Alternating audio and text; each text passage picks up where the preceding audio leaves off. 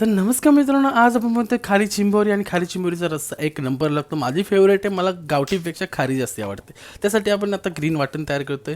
हा बेस असेल मेन चिंबोरीचा, आणि या चिंबोरीच्या ज्या एक्स्ट्राच्या नांग्या असतात त्यांचं आपण एक वाटण नाही करायचं, पेस्ट तयार करून त्याचं पाणी काढायचं आहे. तर त्यासाठी आपण दोन्ही यांची पेस्ट तयार करतोय. ह्याची रेसिपी फुल तुम्हाला मी डीएममध्ये देईन, मला डीएम करा. एका कढईमध्ये ऑइल घेतलं आहे, त्याच्यामध्ये आलं लसूण पेस्ट टाकतोय. आलं लसूण पेस्ट थोडीशी परतून घ्यायची आहे. त्याच्यामध्ये कांदा ॲड करायचे, कांदा गोल्डन ब्राऊन होऊन द्यायचा. ती पेस्ट जी आपण तयार केली ग्रीनवाली ती ॲड करायची. त्याच्यानंतर थोडंसं मी हिरवा वाटण ॲड केला, जी रेसिपी मी तुम्हाला सांगितली होती.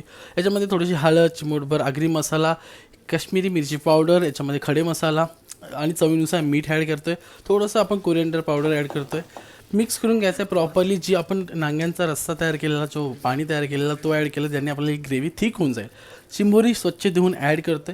हे एक अख्खी ठेवली जशी व्हिडिओसाठी, बाकी तुम्ही त्याचे फांगडे काढू शकता. अशा प्रकारे तयार झाल्यानंतर आपण याच्यामध्ये